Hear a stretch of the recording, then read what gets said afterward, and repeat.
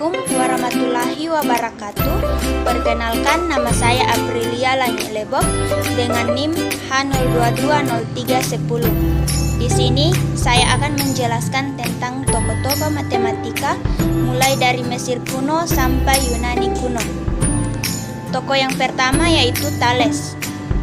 Thales dikenal lahir di Miletus, sebuah kota di Asia Kecil. Tahun kelahirannya memang tidak diketahui pastinya. Diperkirakan ia hidup pada tahun 624 sebelum Masehi. Thales diperkirakan berumur 78 tahun. Thales dikenal sebagai ahli filsafat, ahli matematika, juga ahli astronomi dan fisika. Konon pekerjaan harian Thales adalah seorang pedagang. Dalam urusan dagang, Thales sering melakukan perjalanan hingga daerah Mesir dan Babilonia. Dengan demikian, ini juga memberikan kesempatan untuk menuntut ilmu sambil melakukan perjalanan. Di Mesir, Thales dikenal belajar tentang geometri. Sementara ketika melakukan perjalanan ke Babilonia, Thales lebih lanjut belajar astronomi. Berkat kecerdasan dan ilmu yang dimilikinya, Thales telah mampu mengukur tinggi piramida dengan prinsip kesebangunan. Sementara untuk bidang astronomi, Thales telah bisa meramalkan waktu peredaran matahari. Lebih lanjut, dalam matematika, Thales dikenal memperkenalkan teorema geometri yang didapat dari perjalanan pembelajarannya di negeri Babilonia. Ada 5 teorema yang dikemukakan Thales, yaitu yang pertama, suatu lingkaran dibagi 2 sama besar oleh diameternya. Yang kedua, sudut-sudut alas suatu segitiga sama kaki adalah sama. Yang ketiga, pasangan sudut siku-siku yang dibuat oleh 2 garis yang berpotongan adalah sama. Yang keempat, 2 segitiga sama sebangun jika 2 sudut dan 1 sisinya sama. Yang kelima, sudut-sudut yang dilukis dalam setengah lingkaran adalah siku-siku. Tokoh yang kedua yaitu Pythagoras. Pythagoras dikenal lahir di Samos. Pulau ini terletak di negara Yunani. Pythagoras diperkirakan lahir pada tahun 570 sebelum Masehi.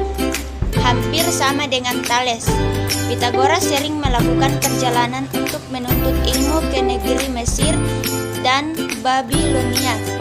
Bahkan dalam suatu riwayat pernah disampaikan Pythagoras pernah mencapai negeri India untuk belajar. Semasa hidupnya, Pythagoras dikenal banyak menjalin hubungan baik dengan para ahli matematika lainnya. Pythagoras juga dikenal memiliki aliran mistik dan penganut ilmu kebatinan. Aliran ini diikuti orang dan para pengikutnya disebut Pythagorean. Pythagoras pernah mendirikan sebuah sekolah di Crotona, sekolah tempat belajar matematika, sains, dan filsafat.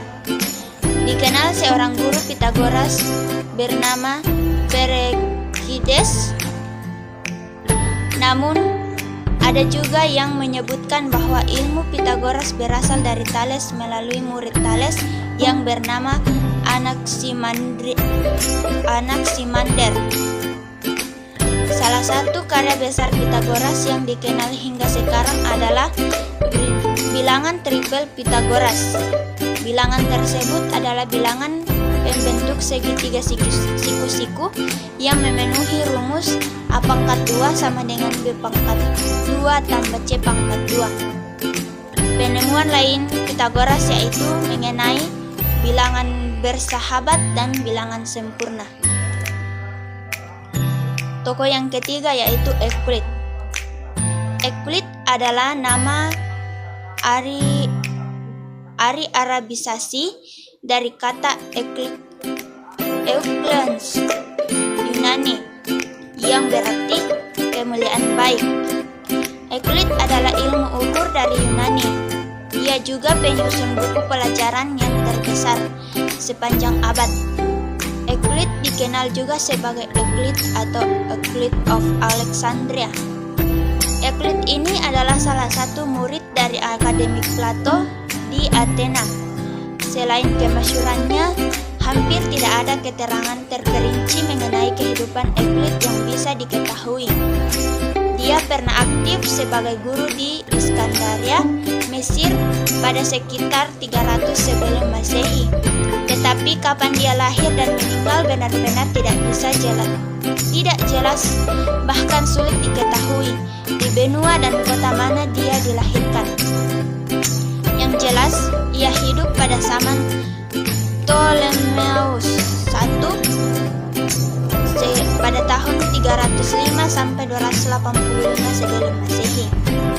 Raja Mesir bekasi jenderal kesayangan Alexandria Agung Ptolemeus I membuat kota Alexandria jadi ibu kota, jadi pusat perdagangan dan pusat ilmu pengetahuan. Ptolemeus I juga membuat perpustakaan yang terbesar di dunia pada zaman itu. Perpustakaan itu menyimpan 700.000 bulung naskah kuno. Euclid adalah orang pertama di dunia yang mendirikan sekolah matematika di Alexandria. Menurut Proclus, pada suatu hari Ptolemeus I ingin sekali belajar geometri dari Euclid. Maka tak mengherankan jika Euclid disebut bapak geometri. Namun, dalam tulisan orang-orang Arab bahwa Euclid bin Nagrat bin Zarios lahir di Batrap, kebangsaan Yunani. Begitu hebatnya Euclid menyusun bukunya sehingga dari bentuknya saja sudah mampu menyisihkan semua buku teks yang pernah dibuat orang sebelumnya. Buku ini aslinya ditulis dalam bahasa Yunani, kemudian diterjemahkan ke dalam berbagai bahasa.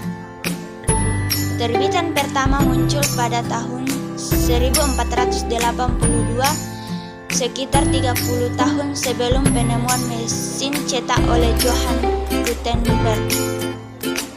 Sejak penemuan mesin cetak, buku itu diterbitkan dalam ribuan edisi dengan beragam corak. Sumbangsi Euclid terhadap matematika. Format yang dibuat Euclid membantu terjadi standarisasi matematika Yunani. Subjek-subjek yang dibahas oleh Euclid mencakup bentuk-bentuk teorema Pythagoras, persamaan dalam aljabar, lingkaran, tangen, geometri ruang, teorema proporsi bilangan prima, bilangan sempurna, integral positif, bilangan irasional, gambar trimatra atau 3 dimensi. Euclid meninggalkan warisan yang berguna bagi pengembangan matematika. Komplikasi hasil-hasil karya matematika sebelum lewat buku Elements menunjukkan benang merah bahwa pengembangan matematika tidak lepas dari peran pemikir Yunani. Kritik terhadap Euclid justru memicu munculnya non-Euclidean yang melengkapi bahasan Euclid. Bentuk parabola, hiperbola, dan elips mulai mendapatkan perhatian dari para matematikawan. Tokoh yang keempat yaitu Johannes Kepler. Johannes Kepler lahir pada 27 Desember tahun 157 di kota Wilderstadt, yang kala itu diduduki oleh Kekaisaran Romawi, sekarang merupakan Jerman. Ketika dia lahir, di akhir abad ke-16 orang-orang masih berpikir planet di tata surya mengorbit melingkar di sekitar bumi. Kepler menerima pendidikan dalam bahasa Latin yang merupakan bahasa akademik, profesi legal, dan gereja di seluruh Eropa saat itu. Selanjutnya dia masuk ke seminari Protestan Maulbronn karena berkeinginan menjadi pendeta. Mendapatkan beasiswa, ia pindah ke Universitas Tübingen pada tahun 1591. Meski mengambil mata kuliah teologi, Yunani, Ibrani, dan filsafat, namun dia begitu menonjol di bidang matematika. Kepler dianggap sebagai salah satu dari beberapa mahasiswa yang mampu secara intelektual dan matematis mempelajari karya Nicolaus Copernicus. Orang tua Kepler bernama Heinrich Kepler dan Katrina Budenmann. Keluarganya diyakini sangat kaya, namun saat dia lahir ke dunia, kekayaan itu menurun drastis, sedangkan ibunya merupakan seorang balis dan tabib, dan kemudian mencoba menggunakan ilmu gaib untuk memenuhi kebutuhan sehari-hari. Johannes penemu konsep hukum pergerakan planet dengan orbitnya berbentuk elips. Penerapannya dalam pembelajaran, model pembelajaran ini menyasar hasil belajar pada level kognitif, memahami penerapan analisis dan sintesis. Namun susunannya belum sesuai dengan urutan tingkat kognitif taksonomi Bloom. Meskipun belum berkaitan satu sama lain, proses pembelajaran dalam model ini terdiri dari aktivitas pengetahuan awal, kegiatan penelusuran, dan verifikasi pengetahuan awal. Tokoh yang kelima yaitu Archimedes. Archimedes adalah penemu, ahli matematika, dan astronom yang lahir di kota Sirakus, Sisilia.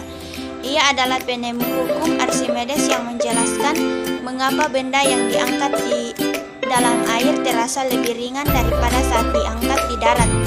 Ini berkat gaya angkat ke atas atau gaya apung. Archimedes memberikan kontribusi besar dalam geometri.